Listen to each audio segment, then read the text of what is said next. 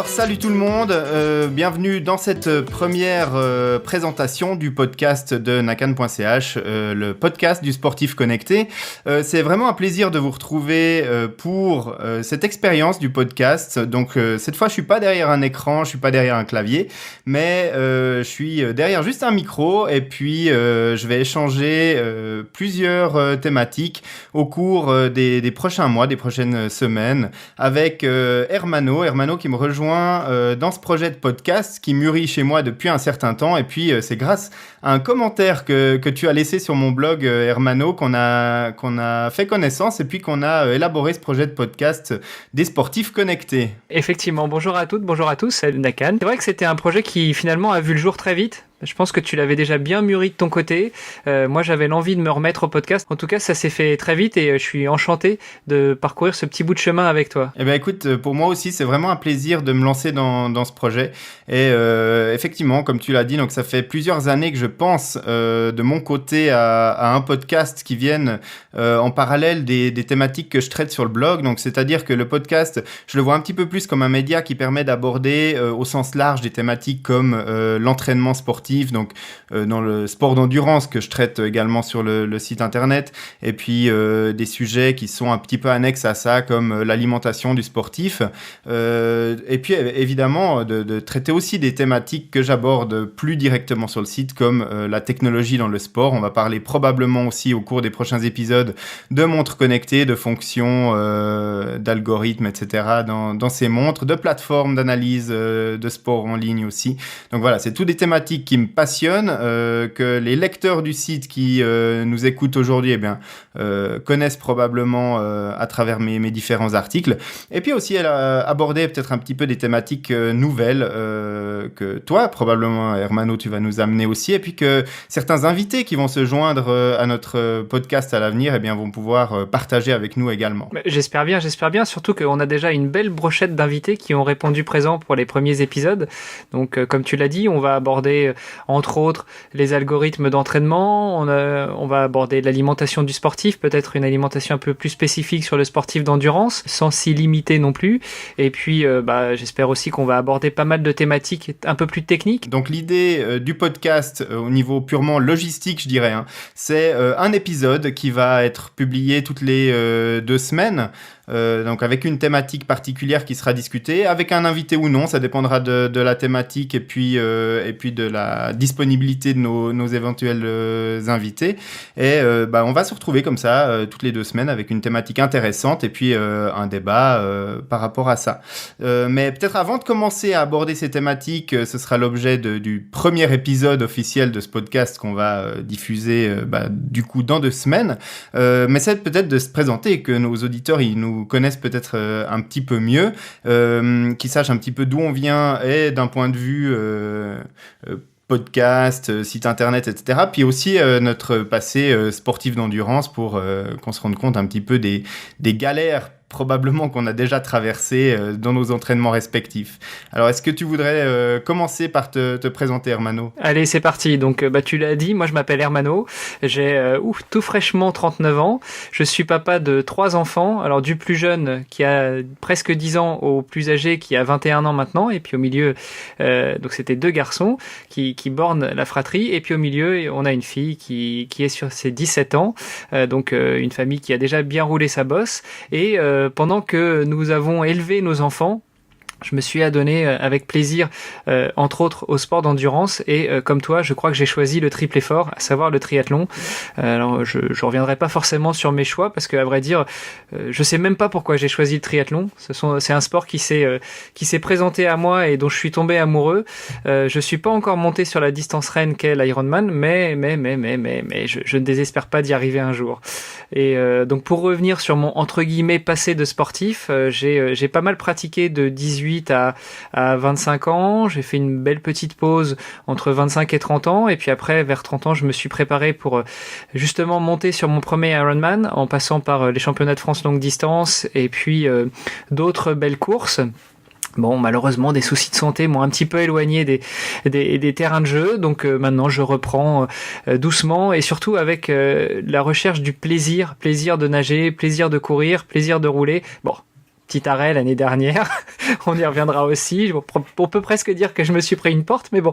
Donc le vélo, c'est un peu de côté pour l'instant, mais ça va revenir et j'espère bien qu'on se croisera un de ces quatre sur un des beaux parcours des Ironman suisses. Ah bah j'imagine, oui. On a vraiment un terrain de jeu sympa ici. Dans les Alpes et puis l'Ironman de Zurich auquel j'ai participé déjà. Effectivement, on a des jolies courses avec juste à côté de chez moi le Lavaux, le Lac Léman, donc vraiment un terrain de jeu formidable ici pour s'entraîner. Donc si tu veux venir courir quelques kilomètres, nager un peu cet été, alors franchement t'es le bienvenu. On a pas mal parlé de moi, mais est-ce que tu peux te présenter un peu qui tu es, qu'est-ce que tu as fait dans le sport, et puis après on viendra peut-être sur ce que tu fais maintenant dans la vraie vie et même sur l'internet. Ouais. Alors au niveau du sport, moi à la base je suis vraiment pas un sportif d'endurance. En tout cas je suis arrivé sur le sport d'endurance sur le tard parce que pendant longtemps j'étais un sédentaire affirmé quoi. Donc j'étais fumeur, j'ai fumé jusqu'à un paquet de cigarettes par jour. J'étais vraiment actif juste quand il fallait aller chercher le courrier dans la boîte aux lettres ou pour marcher jusqu'à la voiture, mais voilà, je faisais pas de sport du tout. C'est peut-être rien que ça, en allant faire les courses à pied, que j'ai commencé à faire du sport d'endurance, en fait. Non, en fait, après, j'ai commencé un petit peu le vélo, mais alors vraiment tout doucement, en empruntant le vieux vélo de course de mon grand-père. Alors, je m'en souviens très bien, c'était un cadre en acier, et puis il y avait encore ces changements de vitesse, tu sais, sur le tube sur le cadre. Du cadre en bas, là. Et ouais, je sais pas, derrière, il y avait quoi, 5-6 vitesses, quoi. Enfin, c'était rigolo. Mais j'allais faire quelques kilomètres avec ce vélo de course, et puis j'ai été surpris par le sentiment de vitesse que j'avais sur ce vélo par rapport à tous les autres trucs que j'avais utilisés quand j'étais gamin. Et je me suis acheté ensuite, quelques mois plus tard, mon propre vélo de course. Alors déjà, c'était la grosse différence par rapport à celui que je roulais jusque-là. C'était juste un énorme fossé entre un vélo de 45 kilos et un d'une dizaine. Voilà, c'était ça, ouais. Passer de l'acier à l'aluminium, c'était déjà un formidable bond technologique. Et j'ai fait d'abord des sorties de 10, 15, 20 kilomètres. Et puis après, ça a commencé à s'allonger au cours de la saison estivale qui arrivait. Et arrivé le premier hiver, et puis là, j'ai rangé mon vélo à la cave. Et puis ici, dans les régions où j'habite, voilà, il y a de la neige, il fait froid, et puis le vélo, c'est absolument pas une option, en tout cas à l'extérieur. Et puis j'ai recommencé l'année d'après, au mois d'avril. Et là, franchement, j'ai recommencé de zéro, et j'étais vraiment surpris et déçu de recommencer de zéro. Ce qui fait que là, je me suis promis que après ma saison de vélo, j'allais faire quelque chose pendant l'hiver suivant, pour pas devoir recommencer à nouveau à zéro l'année d'après, et ainsi de suite, parce que sinon, ce serait juste un éternel recommencement, quoi. Donc, arrivé l'automne, j'avais fait plus de kilomètres à vélo que l'année d'avant. J'ai fait quelques cols dans les Alpes et dans le Jura autour de chez moi. Et puis, pendant l'hiver, je me suis mis à la course à pied. Alors là, c'était vraiment à corps défendant, quoi, parce que la course à pied, c'était vraiment pas un truc qui m'intéressait. Et c'était vraiment dans l'idée de pas retourner sur mon vélo complètement essoufflé au mois d'avril suivant. Donc pendant l'hiver, j'ai couru, et puis ce qui est assez impressionnant, c'est à quel point après je dirais 3-4 semaines où vraiment c'était difficile de se motiver pour aller courir parce que ça fait mal, les jambes font mal, t'arrives pas à respirer, enfin bref, c'est compliqué. Mais rapidement, quelques semaines après que j'ai commencé la course à pied, je commence à y prendre goût. Et puis l'année d'après, quand je reprends le vélo, j'arrête pas forcément immédiatement la course à pied, mais je continue les deux sports. Donc je cours, mais bon, quand je dis je cours, c'est du 5-8 km, quoi. La plus grande sortie, elle doit faire 8 km et demi. Enfin, je me suis jamais confronté aux 10 km. Et là, je reprends le vélo, je continue la course à pied. Arrive le mois d'août, et là, je me promène à Lausanne, vraiment comme un touriste le samedi. Je vais faire un peu de shopping, etc. Puis je tombe sur une barrière au milieu de la route. Je regarde qu'est-ce qui se passe avec cette barrière. Derrière cette barrière, il y a des cyclistes qui passent, puis ils sont tout mouillés. Et puis je me demande, mais pourquoi il y a des cyclistes tout mouillés qui sont en train de rouler là dans les rues de Lausanne? Je peux même pas traverser la route. Et c'était quand? C'était genre en 1800 quelque chose, non? Non, c'était 2008. C'était 2008. C'était en août 2008. C'était le dernier week-end d'août 2008. Parce que c'était le triathlon de Lausanne. Et en fait, je savais pas du tout ce que c'était. J'avais jamais entendu parler de triathlon. Enfin, probablement une fois ou l'autre le nom de ce sport, mais enfin sans plus. Et puis là, je me rends au bord du lac à Lausanne et je vois toute l'infrastructure qu'il y a là autour. Je vois les gens qui nagent, qui font du vélo, qui courent, puis je trouve ça absolument génial. Et puis surtout, je me dis, mais en fait, tu fais déjà 2 des 3 trucs, quoi. Donc tu fais déjà de la course à pied, tu fais déjà de la natation, du cyclisme, et donc il te reste à faire un peu de natation. Et puis bon, ça a l'air facile, les mecs, ils vont dans l'eau, ils nagent un peu et tout ça. Donc je me fixe comme objectif l'année d'après de commencer le triathlon. Et je commence à nager un peu. Au début, c'est extrêmement dur et je me rends rapidement compte que sans avoir quelqu'un qui m'entraîne en natation, ça va pas être possible. Et donc, je prends des cours de natation pour adultes dans un stage d'été. J'arrive à boucler bon gré mal gré 500 mètres. Donc, je me dis, c'est bon, je suis prêt. Et là, en 2009, je fais mon premier triathlon sur distance short. Donc, 500 mètres de natation, 20 km de vélo et 5 km de course à pied. Et puis là, à l'arrivée, bah voilà, je suis complètement fracassé, mais heureux d'avoir accompli mon objectif ultime sportif de ma vie, parce qu'à ce moment-là, je suis convaincu que je vais pas en faire plus. Mais tout ça, c'est sans compter sur le fait que je me documente un peu plus sur le triathlon, et puis j'apprends l'existence forcément de l'Ironman, quoi. Au bout d'un moment, t'arrives, tu tombes là-dessus, tu discutes avec des triathlètes, tu regardes des sites de triathlon, rapidement, t'es confronté à ce logo, t'es confronté à ces distances qui te semblent complètement extraterrestres. Mais moi, quand je vois ça, je me dis, bon, maintenant, tu as fait le premier niveau, maintenant, tu vas aller là. Et je me fixe l'objectif d'aller là. Et donc là, les objectifs, je les découpe en phases. Et puis, en fait, le premier objectif, c'est d'arrêter de fumer. Ah, parce qu'à l'époque, tu fumais encore. Je fumais encore, ouais. Alors, j'avais réduit ma consommation de cigarettes, mais je fumais encore, ouais. Et donc là, le premier objectif, c'est d'arrêter de fumer. Le deuxième objectif, c'est de finir un semi-marathon. Le troisième objectif, c'est de finir un demi-Ironman. Le troisième objectif, c'est de finir un marathon qui se fera en 2011 à Lausanne. Et puis, l'objectif ultime, c'est d'arriver à l'Ironman. Et l'Ironman, il se réalisera en mai 2012 sur l'île de Lanzarote aux îles Canaries pour mon premier Ironman complet que je termine en 12h41. Donc voilà mon parcours dans le sport. T'as quand même pas choisi le plus moche, mais le plus facile non plus, quoi. Alors non, clairement pas. Et encore, j'ai eu de la chance parce que en 2012, quand j'ai fait mon premier, les conditions atmosphériques étaient particulièrement clémentes. Parce que ensuite, dans l'Ironman, j'en ai fait encore 2. J'ai fait 2014 à Zurich, donc chez moi en Suisse. Et puis 2016, je suis retourné à Lanzarote. Et là, j'ai rencontré les vraies conditions météo de Lanzarote, c'est-à-dire que tu fais 180 km de vélo avec du vent de face tout le long. Et tu sais pas pourquoi, mais quand tu prends un virage, le vent, il prend le même virage que toi. Et dans les faux plats descendants, si tu pédales pas, tu remontes. Et donc, du coup, c'était l'enfer sur Terre. Et cette année-là, en fait, j'ai fait 12h42, donc 1 minute de plus que mon premier en 2012.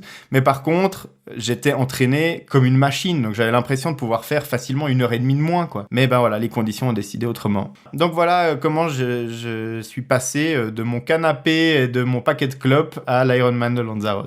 Ah, belle histoire. Et donc depuis, tu les enchaînes. Tu manges un Ironman au petit-déj à chaque fois, quoi. Alors non, l'Ironman, ça reste quand même quelque chose qui est pas anodin et qui, pour moi en tout cas, est quelque chose de relativement destructeur dans le sens où après un Ironman, je sers plus à grand chose pendant très longtemps. Et c'est pas forcément une distance qui me convient très très bien parce que je mets vraiment longtemps à récupérer. Et donc du coup, j'ai jeté mon dévolu plutôt sur la demi-distance et c'est vrai que maintenant je dois être à mon 12e ou 13e Alpha Ironman. Et ça, c'est vraiment des distances que j'apprécie particulièrement. Ouais. L'ancien fumeur adepte du canapé qui s'est mis au vélo et après à la course à pied un peu par dépit, mais pour pas continuer à cracher ses poumons à la reprise et qui s'est même mis à nager, qui devient Ironman, c'est une belle évolution. Alors, moi, je trouve que c'est une belle évolution. Et puis, d'un point de vue personnel, je trouve que c'est la preuve que à peu près n'importe qui se met ça comme objectif et qui se donne les moyens peut y arriver. Parce que j'ai aucune prédisposition génétique à faire du triathlon. J'ai pas une VO2 max qui va péter le plafond. J'ai fait plusieurs tests de VO2 max. J'ai rien d'extraordinaire comme athlète et je battrai jamais aucun record, ne serait-ce que de mon village en athlétisme ou dans n'importe quel sport. J'ai pas de prédisposition au niveau de ma structure. Je suis un type qui est relativement lourd. Donc sur un vélo, on va dire que je suis un mec qui ressemble plus à un coureur de classique qu'à un type qui va aller gagner dans la montagne. Donc c'est clair que les 2500 mètres de dénivelé positif de Lanzarote, ils m'avantageaient pas du tout, quoi. Et sur un vélo, c'est vrai que voilà, j'ai pas forcément la légèreté d'un grimpeur. Et puis en course à pied aussi, je suis relativement lourd. Alors mon gabarit m'avantage peut-être un tout petit peu en natation, et c'est vrai que là, dans cette discipline, c'est celle où je suis le moins mauvais, mais j'ai pas non plus de prédisposition particulière, quoi. Quand je nage un 100 mètres en 1,25, c'est vraiment que je suis à fond, quoi. Donc il y a rien d'extraordinaire dans ce temps-là non plus. Donc je considère que je suis la preuve vivante que si tu as envie d'aller sur un Ironman et que tu te donnes les moyens, que tu le fais correctement, n'importe qui sur cette terre qui a pas de problème de santé particulier peut y arriver. Et même quelqu'un qui avait entre guillemets des problèmes de santé, qui était un gros fumeur, peut y arriver aussi, donc c'est pas perdu. Non, effectivement. Et puis qu'à tout âge, on peut s'y mettre, parce que jusqu'à 26 ans, j'avais jamais fait de sport d'endurance. Belle histoire. Enfin, en tout cas, c'est bien la preuve aussi que en triathlon, pour être un bon triathlète, surtout sur les distances plus longues à partir du Half Ironman, il suffit pas d'être bon en natation, bon en vélo et bon en course à pied. Il faut plutôt, je dirais, être pas trop mauvais dans tout pour pouvoir performer sur l'exercice au complet. Voilà, c'est sûr. C'est qu'il faut réussir à gérer son entraînement pour avoir un niveau qui est équitable dans les trois disciplines. Rien ne sert d'être un coureur extraordinaire et puis d'arriver à claquer 1 kilomètre en 3 minutes 40 sur un 5 bornes si après sur ton vélo t'es complètement à la ramasse dès qu'il y a 5% de pente, quoi. Et puis pareil en natation, il y a beau avoir que 1500 mètres dans un triathlon de distance olympique, si tu sais pas nager, ça va te finir physiquement. Donc après sur le vélo et sur la course à pied, même si t'es un excellent cycliste ou un excellent coureur, t'auras plus d'énergie. La preuve, même sur de l'endurance, je sais pas si t'avais noté Jalabert quand il s'est mis, quand il est monté sur Ironman, il était sorti, je crois, dans les derniers en natation. Il a remonté quasiment tout le monde en vélo, mais malgré tout, après, il y avait encore un marathon derrière, et c'est pas pour autant qu'il a gagné. Donc, il a non seulement des prédispositions génétiques, il a été sportif de haut niveau, et quand il s'est mis à l'Ironman, l'une des premières choses qu'il a faites, c'est qu'il a appris à nager. Effectivement, ouais. Bon, bref, ce sera éventuellement le sujet d'un autre épisode, parce que là, on est censé se présenter à vous, chers auditeurs chéris, et on est en train de s'étaler sur des sujets qui très certainement seront abordés dans les épisodes suivants. On pourra parler, par exemple, on en a parlé en intro de ce podcast, mais on abordera la nutrition, on abordera les aspects techniques d'aide à l'entraînement, et je pense qu'il va y avoir des débats bien nourris avec nos invités ou même entre nous.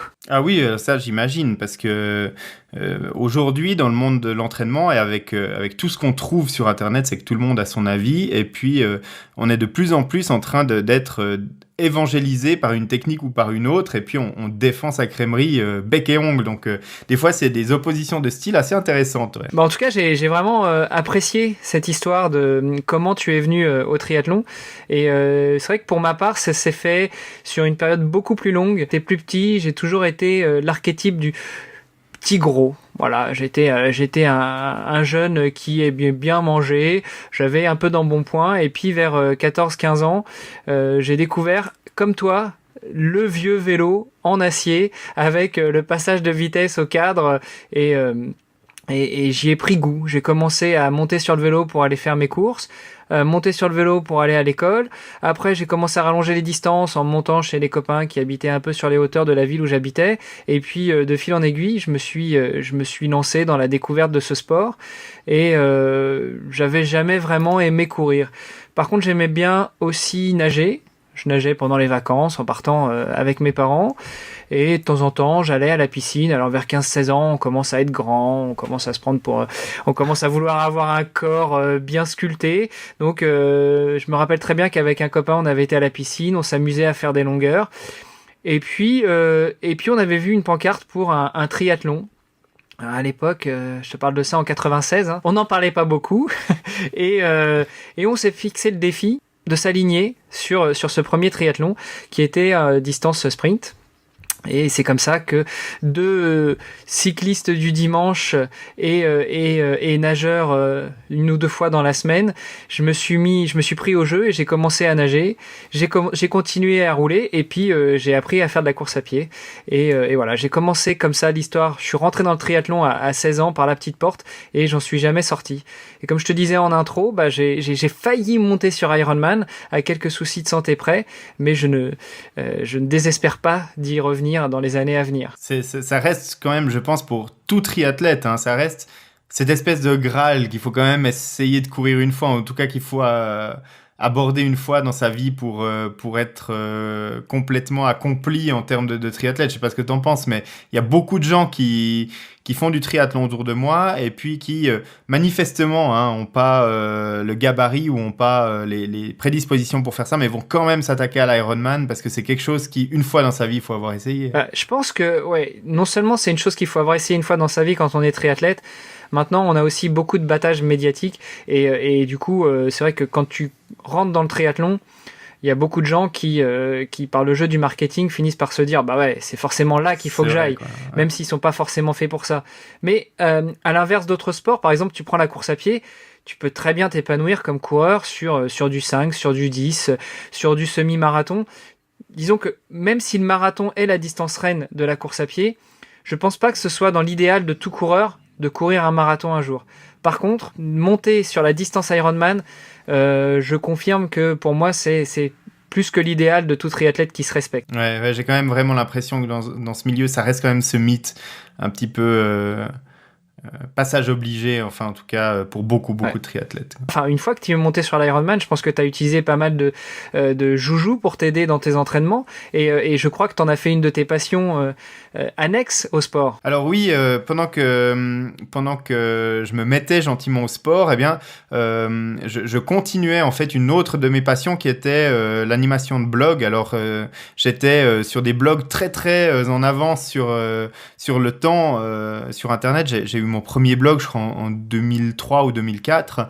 Et puis, je parlais de tout et de rien là-dessus. Et au moment où je me suis mis au sport, eh bien, j'ai décidé de recentrer mon activité de blog sur mon activité dans le triathlon et dans le sport d'endurance.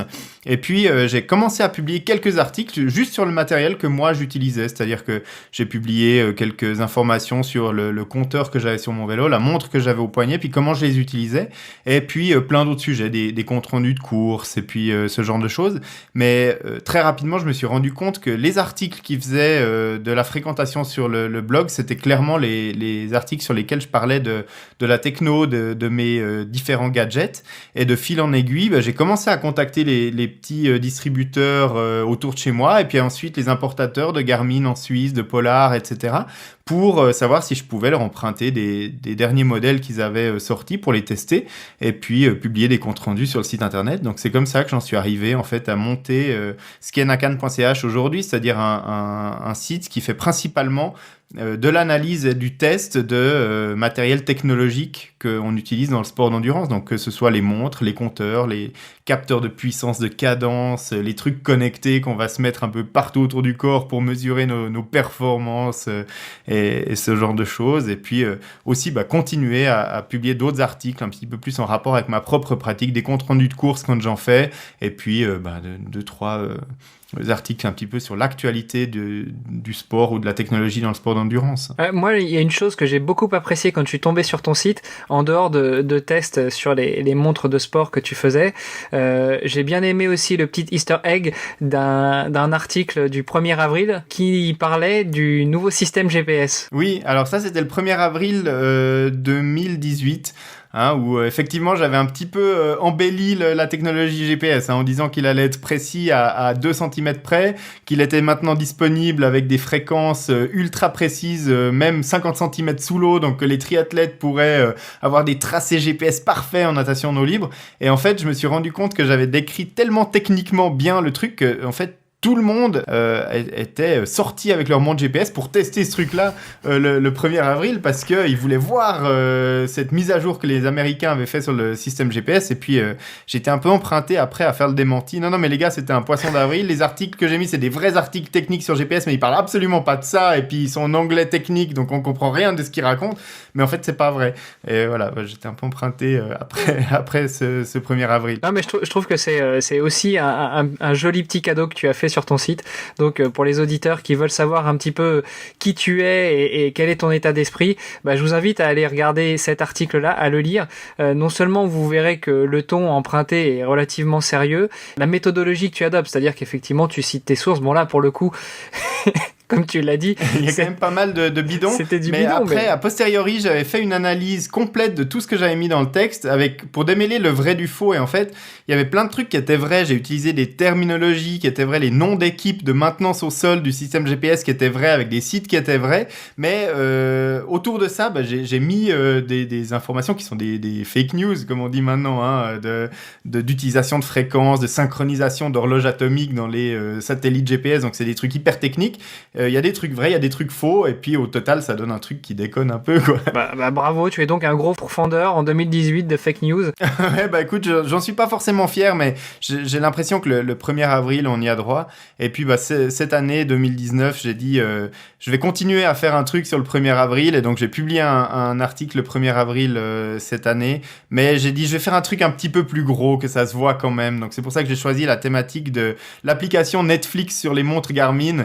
Je me suis dit, ça, c'est quand même suffisamment gros, les gens vont pas marcher, mais j'ai été surpris. Il y a quand même des gens qui ont hurlé au scandale dans les commentaires sur la page Facebook notamment, pour dire non mais franchement chez Garmin ils ont rien d'autre à foutre que de nous mettre Netflix sur une montre qui fait 3 cm de diagonale avec 64 couleurs, franchement...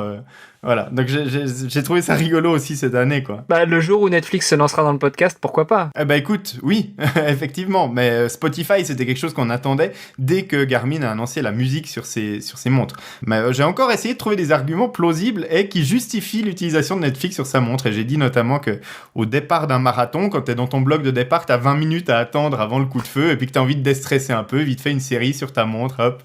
Ça pouvait presque être plausible pour quelqu'un qui est un tout petit peu naïf. Ouais, pourquoi pas.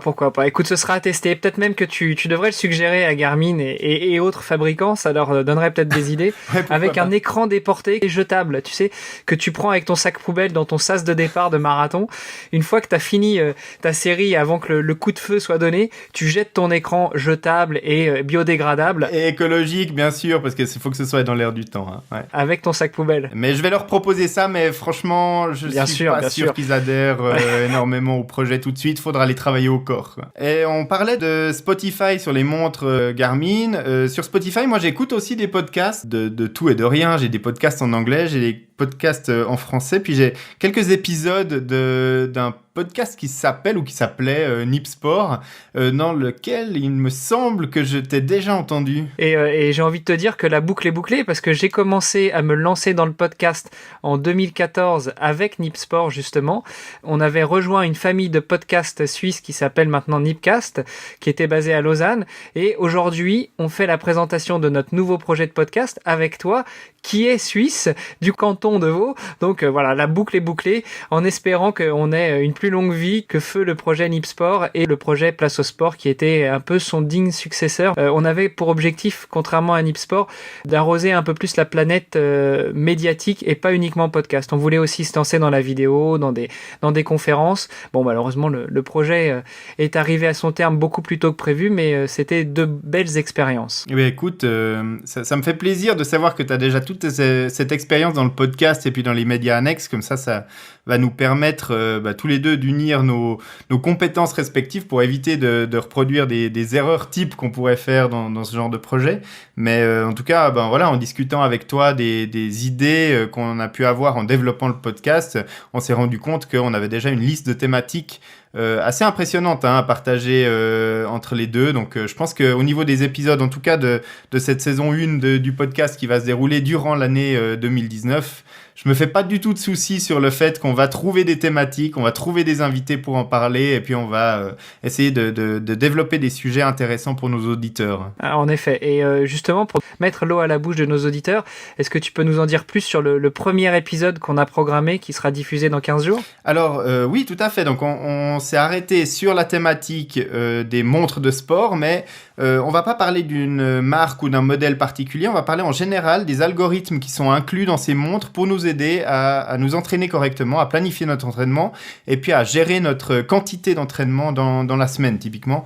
Est-ce qu'on peut vraiment utiliser ces algorithmes pour planifier un entraînement sérieux et pour arriver à des résultats probants dans l'entraînement sportif? Et puis pour ça, eh bien, on va en parler avec un Canadien que tu connais déjà d'une ancienne vie de podcasteur. Oui, effectivement, on va recevoir Denis Boucher, le docteur Denis Boucher. Alors, je ne lui ferai pas l'affront de faire sa présentation, mais je pense qu'il nous honorera de sa présentation habituelle qu'il a déjà eu l'occasion de dégrainer sur les 2 ou 3 épisodes de podcast que j'ai déjà enregistrés avec lui. Denis, pour la petite histoire, il est médecin du sport au Québec et à Québec. Il exerce au Canada dans une clinique et il encadre des sportifs aussi bien amateurs jusqu'à élite, de la personne qui veut se remettre en forme et perdre un peu de poids jusqu'à l'athlète d'ultra-marathon qui va courir. Je crois qu'il avait des athlètes qui ont couru le marathon du désert de l'Atacama, donc 250 km, voilà. Des beaux profils, et donc il viendra nous inonder de sa science. Il va nous rappeler un peu à l'ordre sur les préjugés et les idées préconçues que l'on peut avoir quand on se lance dans le sport. Alors effectivement, moi je me réjouis vraiment d'enregistrer cet épisode avec lui. C'est vrai que pour l'instant on est en train de régler les derniers détails logistiques et puis au niveau des différences d'horaire qu'on a avec Québec.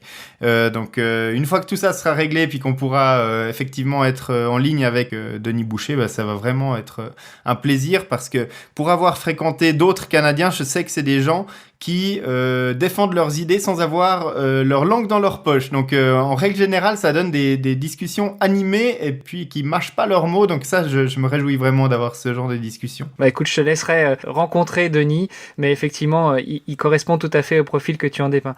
Et alors peut-être pas pour ce premier épisode, mais plutôt pour l'épisode 2, l'épisode 3, je crois que tu voulais aussi donner la possibilité à nos auditeurs de prendre la parole. Alors exactement, donc au fur et à mesure que le podcast va être diffusé, l'idée c'est que les auditeurs du podcast puissent laisser leurs questions. Donc ils pourront laisser leurs questions par messages vocaux, puis on les intégrera dans les futures émissions du podcast, les futurs épisodes, pour répondre à leurs questions. Donc ça, on va choisir des questions soit générales sur la thématique qu'on va traiter dans un podcast, ou alors des questions plus techniques, ou alors des remarques par rapport au podcast lui-même, par rapport à la tonalité, par rapport à la durée des épisodes, ou ce genre de choses. Et puis ça nous permettra aussi d'avoir un feedback du monde réel qui nous écoute sur Internet, et puis d'avoir un petit peu l'avis des gens. Donc pour avoir toutes les informations sur comment nous laisser des messages pour ces futurs épisodes du podcast, c'est simple, vous trouvez toutes les informations sur le site internet podcast.nakan.ch, donc podcast podcast.nakan.ch.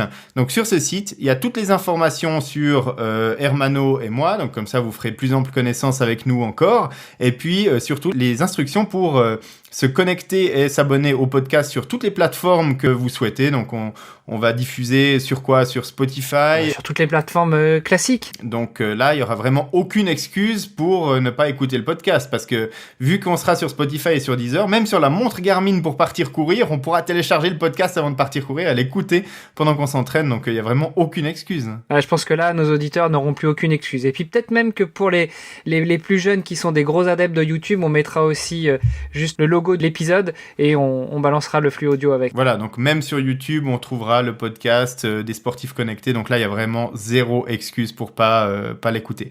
Et puis donc sur ce site podcast.nakan.ch, donc on trouve aussi la procédure pour laisser des messages vocaux. Et puis nous, on y répondra avec grand plaisir avec Hermano et nos invités dans les futurs épisodes du podcast. Alors on pourra pas garantir qu'on répond à tous les messages, mais on en sélectionnera quelques-uns et puis on y répondra répondra avec grand plaisir. Effectivement. Puis si quelqu'un veut vraiment qu'on diffuse son message, je pense qu'ils trouveront facilement le moyen de nous contacter et puis d'insister pour que leur message soit véritablement diffusé. Mais attention, pas de bêtises, on ne parle que de sport, messieurs, dames. De sport, mais dans le sens large, c'est-à-dire que toutes les thématiques qui touchent au sport, ça va du moyeu de la roue de vélo à ce qu'on mange le soir avant d'aller se coucher pour sa journée de récup.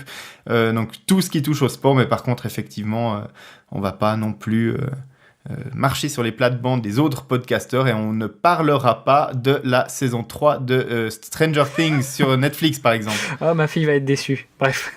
Ouais, je comprends la frustration, mais bon, on peut non plus pas tout faire, puis il faut laisser un peu de place aux autres. N'est-ce pas ? Peut-être qu'on lira le compte-rendu sur la montre Garmin avant le départ d'un marathon en regardant le spoiler sur Netflix. Mais bon, bref, ceci est un autre débat. Bien. Donc, dans 2 semaines, le premier épisode, on se réjouit d'y être. Et puis ensuite, toutes les 2 semaines, un nouvel épisode, une nouvelle thématique. Et voilà, plein d'infos pour s'entraîner mieux, manger mieux et puis vivre à fond sa vie de sportif. Je m'en réjouis déjà. Et puis pour tous les auditeurs qui sont déjà fidèles après cet épisode 0, n'hésitez pas à aller sur toutes les plateformes de podcast que vous connaissez et à y laisser des commentaires qui sont ceux que vous jugerez, ou attendez peut-être le premier ou le deuxième épisode. En tout cas, plus on aura d'auditeurs qui nous laisseront des commentaires, et plus ça nous fera remonter dans les rankings, et plus vous pourrez, grâce à nous, diffuser la bonne parole à tous les sportifs. Alors, on vous en remercie déjà de laisser ces bons ratings et puis ces commentaires sur nos épisodes. Et puis, on se réjouit de vous retrouver dans 2 semaines avec Denis Boucher pour parler sans détour de algorithmes de charge d'entraînement sportif, de coaching, enfin bref, tout ça dans un bel épisode du podcast des sportifs connectés. Super, à dans 2 semaines. À dans 2 semaines.